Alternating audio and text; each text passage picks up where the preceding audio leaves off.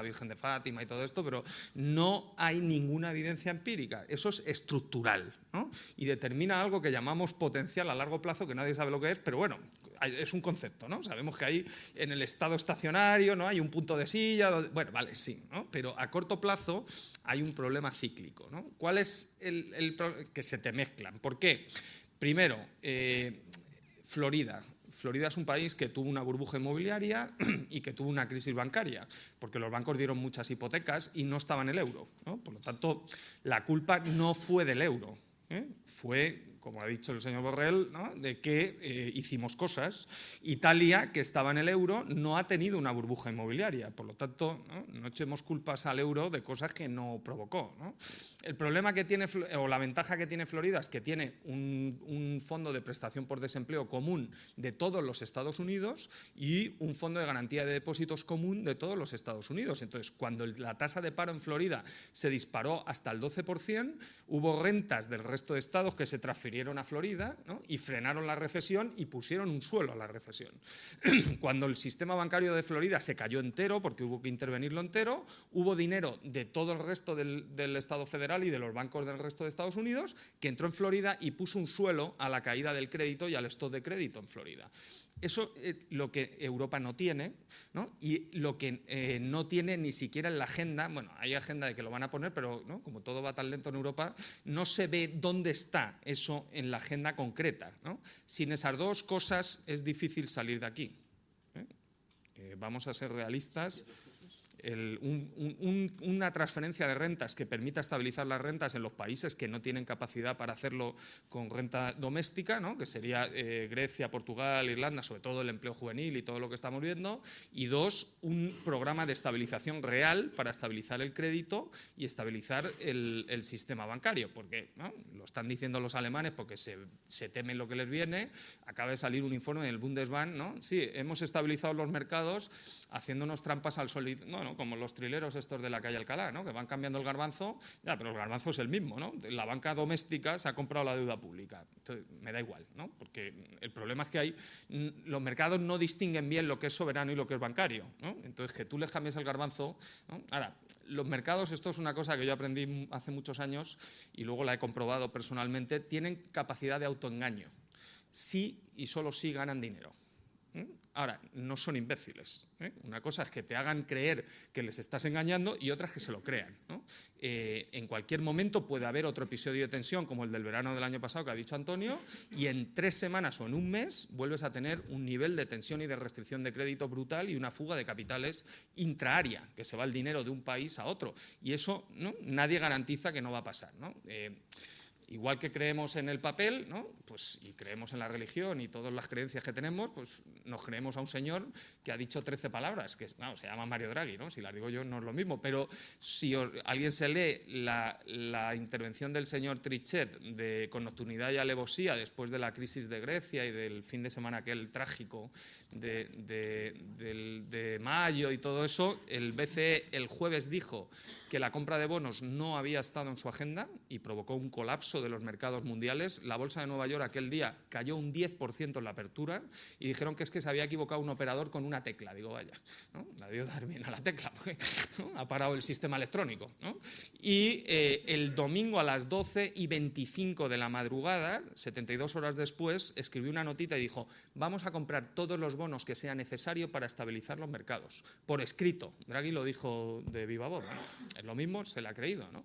La gente le vuelve a creer, pero ¿por qué? No hay, ¿no? O sea, la confianza dura hasta que un día desaparece, ¿no? El problema es estructural y eso hay que resolverlo. Hay que resolver la crisis bancaria porque hay muchas deudas que no se van a pagar, ¿no? Da igual, ¿no? También podemos cambiar la ley de la gravitación universal y cambiar otra serie de cosas, pero es que hay deudas que no se van a pagar. En Grecia, que es la pregunta de la moderadora, para que la deuda pública griega deje de crecer, está proyectada en el 170% del PIB, ¿no? El PIB griego tendría que crecer más que China. No sé si alguien piensa en esta sala que los griegos pueden crecer más que China, ¿no? Por lo tanto, parece evidente que hay que hacer una reestructuración de deuda y cada día que pasa va peor. El gobierno alemán, ¿no? y otras instituciones europeas han sacado de la agenda la reestructuración de deuda de Grecia. Sí, pero el caso es que el stock y la deuda cada día está peor y el deterioro de los ciudadanos cada día es mayor. Yo coincido con Pepe Borrell que la salida del euro, él me enseñó a hacer análisis coste-beneficio, o sea que, ¿no?, yo creo que los costes, especialmente para España, superan ampliamente los beneficios, ¿no?, y es una decisión que no hay que tomar. El problema es que el deterioro de la situación, por ejemplo en Grecia, va incrementando los costes y bajando los beneficios. Entonces llega un momento que hay un punto crítico de desesperación donde la gente hasta se tira por los puentes. Esto lo tienen los psiquiatras estudiado, ¿no? No es racional, ¿no?, pero se tiran, ¿no? Entonces hay gente, y hay dos formas de salir del euro.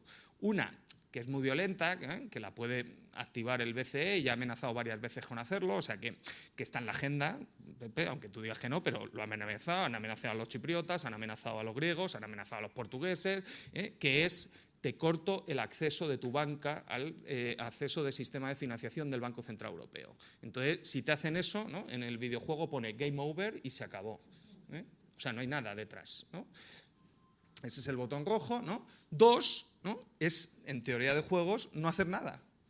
Porque no hacer nada llega a un punto donde la propia sociedad le pide a su clase política: sácame de aquí, porque no les aguanto más. Es que en el otro lado no hay nada. Bueno, no hay nada, pero aquí ya sé lo que hay y me quiero ir, ¿no? Entonces, yo creo que el caso de Grecia es determinante y es el más perentorio y donde más problemas hay, ¿no? En los años 80 a la crisis de América Latina le llamamos la década perdida. Los griegos ya van peor. Han superado a los argentinos en el año 87. Por lo tanto, esto es una grave depresión en Grecia y no se le está dando tratamiento, salvo que le meten más depresión. Y le dicen que la depresión es buena y que la deflación es buena y que, claro, entonces llega un momento que los griegos dirán no, ¿no? El problema que tienen, y aquí entran los mercados, es que esto lo explicó un señor que se llamaba Dorbus, que se murió antes de conseguir el Nobel, pero es el padre de la teoría de los tipos de cambio, es que la pregunta en los mercados es ¿quién es el próximo? Pero claro, ahora el mercado no descuenta una posible eventual salida del euro, pero si sale uno, el mecanismo se activa, ¿no? Y en ese momento Europa tiene que responder a dos preguntas y tiene que hacerlo rápido porque las cosas se ponen feas. Una, ¿cuántos países quieren que sigan en el euro? Y dos, ¿cuánto dinero está dispuesto a gastarse? Porque esto no va a salir gratis. Y el dinero va a salir de los contribuyentes. Entonces, que luego lo vamos a recuperar y que puede ser un préstamo que llegará, ¿no? Y esa pregunta se tiene que resolver, ¿no? El problema, ¿no?, es que en Europa siempre llegamos tarde a todo y siempre llegamos con muy poca contundencia. Entonces, ese es mi temor, ¿no? Y un consejo, ¿no? Bueno, dos consejos que he aprendido de América Latina, vengo la semana pasada de allí, ¿no? Y estos son los que de verdad saben de crisis de deuda. Nosotros que somos unos becarios, ¿no? Es que no hemos gestionado crisis de deuda. Nadie vivo en Europa, salvo los que han estado en el Fondo Monetario, saben gestionar una crisis de deuda. Y a los que han estado en el Fondo Monetario no les escuchan, ¿no? Los tienen ahí en un cajón tipo jarrón chino. Entonces, ¿no?, los latinoamericanos te cuentan dos cosas. Una, en estas cosas no hay que ser ni el primero ni el último, o sea, ¿no?, esto de salir así voluntariamente te llevas tú todos los golpes, ¿no? Y dos, cuando llega el caos pierdes el control. Esto de la teoría del control óptimo queda bien en los libros de Borrell, ¿no?, pero en política no funciona. No funciona porque la sociedad se asusta y es, ¿no?, yo veo ahora el Rey León con mis niños y es como las manadas, ¿no? Y hasta el rey se pone enfrente de la manada y se lo llevan, ¿eh? Entonces, yo creo que esas son las preguntas. Que esto, la pregunta de la moderadora, ¿puede durar? Si los mercados ganan dinero y hacen carry trade, claro, ellos han ganado mucho dinero en emergentes haciendo el carry trade compras bonos y los financias a tipo cero y ahora están perdiendo dinero en emergentes. Entonces, algo les tienes que llevar a tus clientes que te piden algo en lo que invertir, los árabes, los chinos, los asiáticos. Entonces, ahora está de moda llevar Europa, pero igual que estaba de moda llevar Brasil el año pasado, ¿no? Ahora Brasil no, porque Brasil va a tener Olimpiadas y todo esto, ¿no? O sea, que esa es la cuestión. Perdón, Belén. Yo sé que en la tele te ponen muchos límites y aquí te has sentido muy desahogado, pero un poco más breve, por favor. Antes de que pasara otra vez el turno a la mesa, que yo creo que tu intervención seguro les ha suscitado ganas de responder, necesito un titular, porque al final ya has dado tantos focos que me he perdido un poco. Entonces, España no, pero quizás otros sí, ¿se pueden salir del euro? ¿O el euro para todos tal y como lo conocemos ahora y de hecho con nuevas adhesiones? al mando de Grecia, a mí o me dan un plan a 2 años creíble para que el país reestructure la deuda y pueda volver a crecer, o me voy.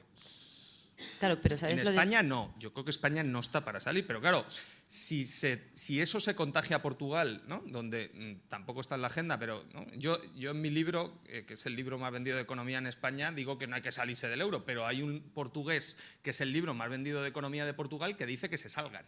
Entonces, ¿no? Si sale Portugal ya empieza el kung fu, porque Portugal está a 5 horas de camión de España. Entonces, una cosa es el caso griego, que parece un caso aislado, y otra es que no cortes el contagio y que eso empiece a correr como la pólvora, ¿no? Y ahí tienes que dar un plan, ¿no? Y yo eso sí lo he vivido en los mercados y Pepe Borrell también estaba en el gobierno en el año 92 y sabe cómo se pone la manada de bestia, ¿eh? O sea, la manada se pone muy bestia, ¿eh? Entonces, intentar hacerlo a posteriori no funciona, ¿eh? Pero Grecia sí debería salir del euro, en tu opinión. Que no hay plan. Coste-beneficio. Claro, es que Ahora mismo, ¿qué es peor para Grecia? ¿Seguir o irse? ahora mismo, Sí. con el plan que hay planteado, Sí. es quedarse. Quedarse en el euro. No, si es que lo que le están planteando es que dentro de 2 años va a estar peor. Pues claro, la salida genera costes, pero sobre una condición inicial. Si se hubieran salido hace 2 años, las condiciones iniciales hubieran sido mejores, ¿no? El tema es, por ejemplo, nosotros estuvimos dudando entre quedarnos en el sistema monetario o no en el año 92 y estuvo en la agenda, ¿no? Los italianos se salieron y nos pasaron el marrón a nosotros.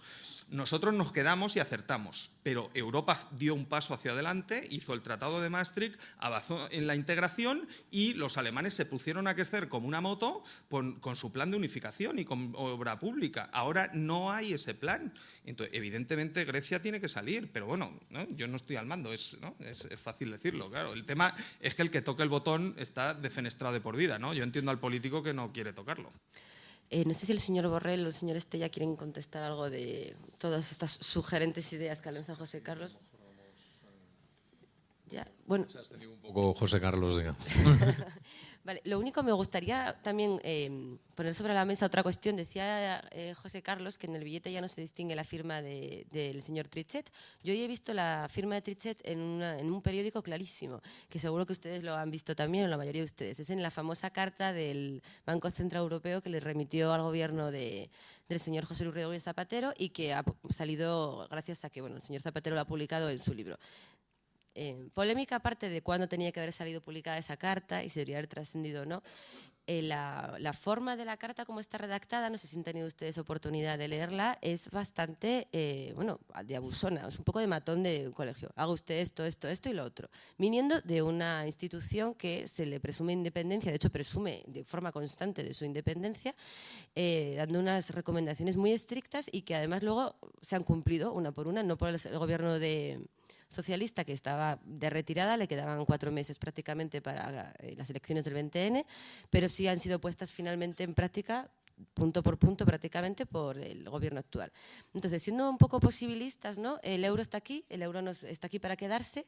La pregunta es si está bien gestionado el euro, ¿no? Si la gobernanza es la que tiene que ser, si es democrática la gobernanza del euro, ¿no? En el momento en que hemos cedido nuestra moneda, la cesión de soberanía parece que ha venido acompañada, o no lo parecía tanto, pero sí hay estos pequeños signos, lo que dice José Carlos también, esas amenazas, ¿no? Que se le hace a Grecia, tal.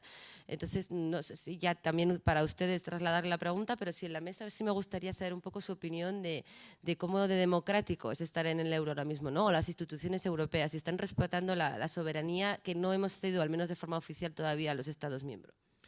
A ver, yo creo que todos estamos, no hay acuerdo probablemente aquí en la mesa y seguro que con ustedes tampoco hay acuerdo, unos pensarán una cosa y otros otra sobre la salida del euro, pero yo creo que hay un acuerdo común, salvo quizá en algún economista alemán, sobre la cuestión de que la gobernanza del euro está realmente mal parida, ¿no? Está hecha, siendo muy optimistas y muy razonables, hecha o construida a la mitad, ¿no? Es decir, hace falta muchísimo más, mucha más integración fiscal, mucha más integración bancaria y luego la cuestión de las transferencias del riesgo moral, ¿no? Que es a lo que se refería José Carlos antes, que es absolutamente fundamental.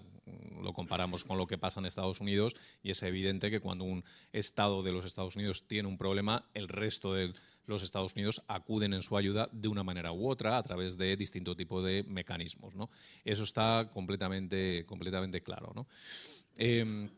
Volviendo un poco a lo que decía José Carlos, yo lo que no veo muy claro es por qué lo que es bueno para Grecia no es bueno para otros países, porque precisamente el perfil que tiene España potencialmente no es tampoco muy esperanzador. Yo me he estado mirando los datos esta mañana precisamente para un post que he metido en el blog que tengo en El País, y los datos de España son terribles directamente, ¿no? Si uno se coge, por ejemplo, la deuda pública, estamos ya bordeando el 100, los pronósticos del FMI, etcétera, son que pasaremos en 2014, 2015 hasta 2018 de esa cifra mágica que es el 100% del PIB, etcétera, etcétera.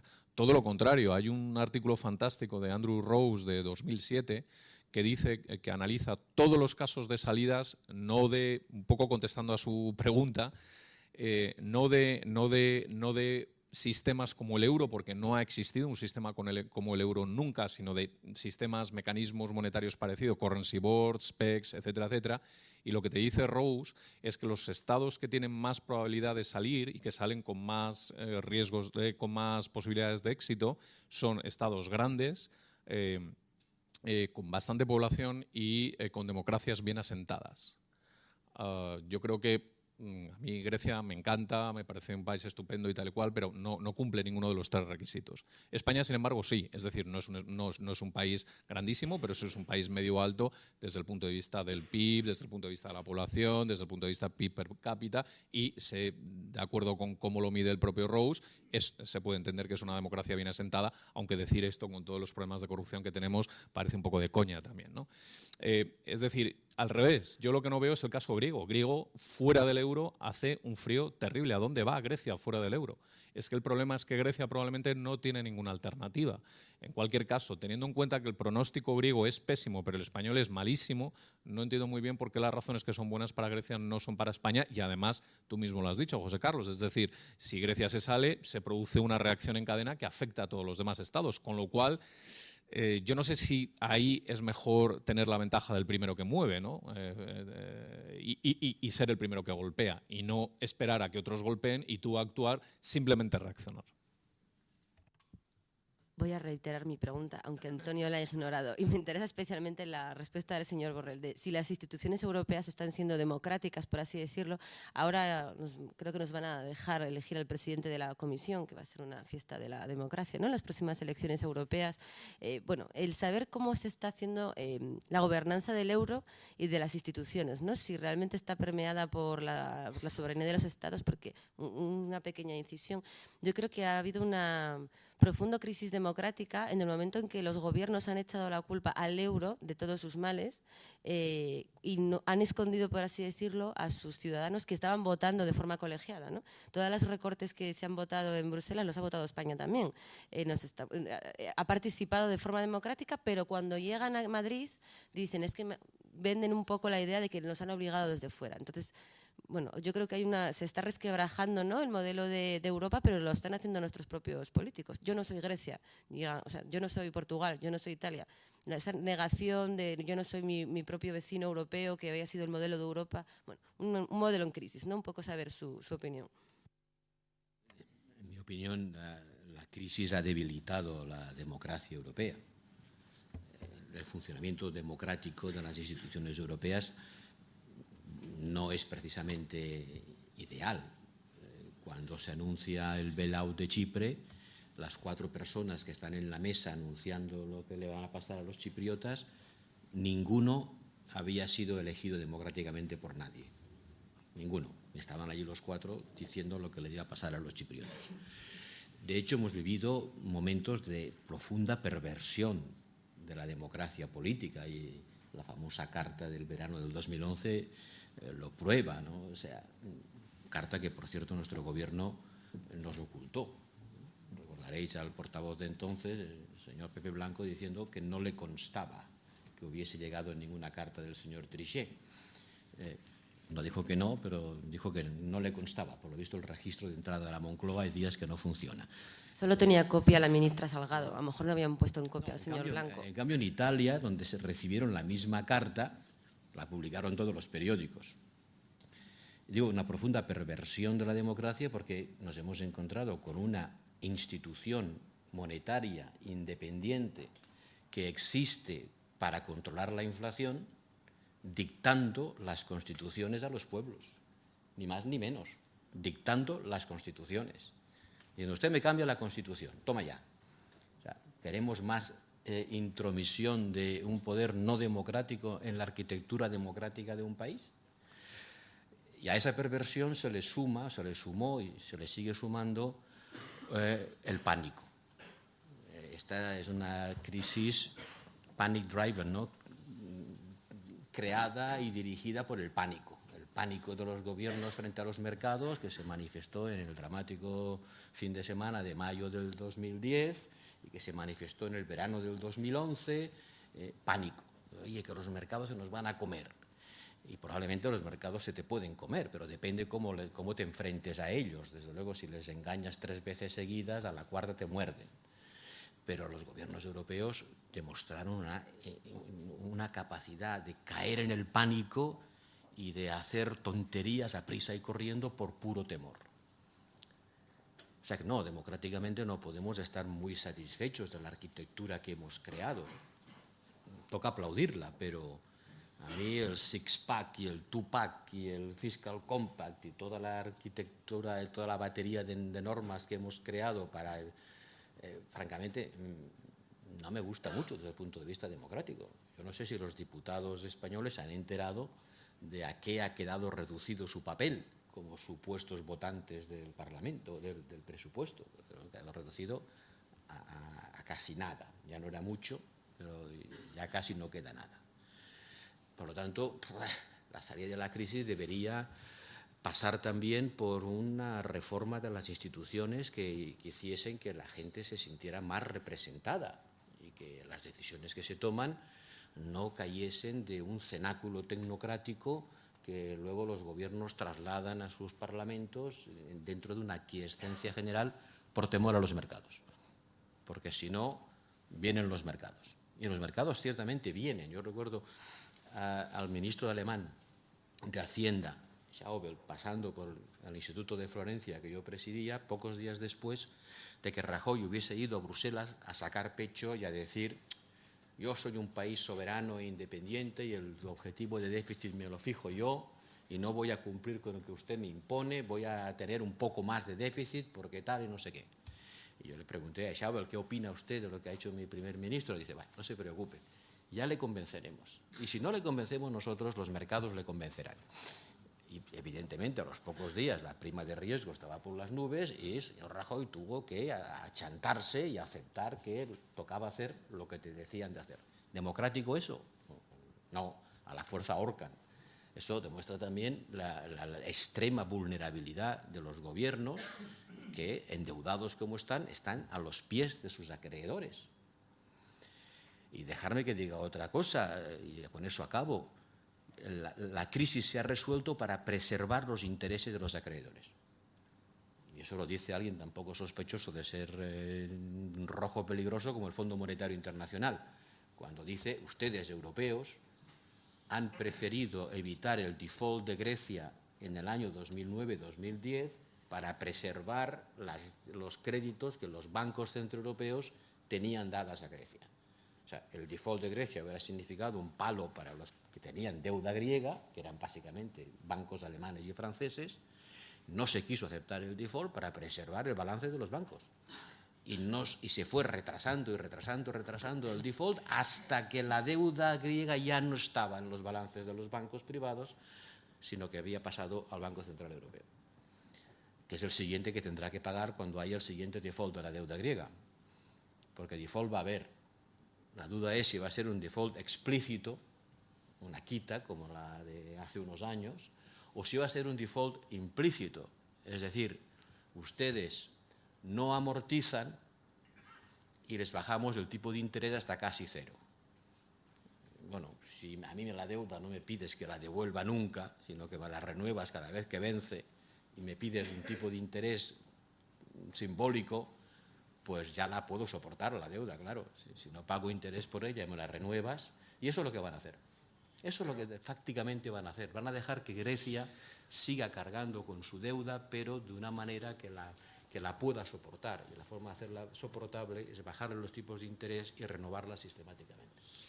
Pero, Pepe, eso es lo que hicimos nosotros con los promotores y no ha funcionado, ¿eh? No, te la renuevo hasta que, ¿no? Hasta que el señor que... Porque, bueno, lo de Trichet todavía se ha ido, pero es que la carta de julio del 2012 la firma el señor Miguel Ángel Fernández Ordóñez, que había negado toda la crisis bancaria y que era el principal problema de la economía española. Parece bastante evidente, ¿no? Que el rescate ha venido por el lado bancario, no ha venido por el lado de la deuda pública, ¿no? Yo creo que, primero, ¿no?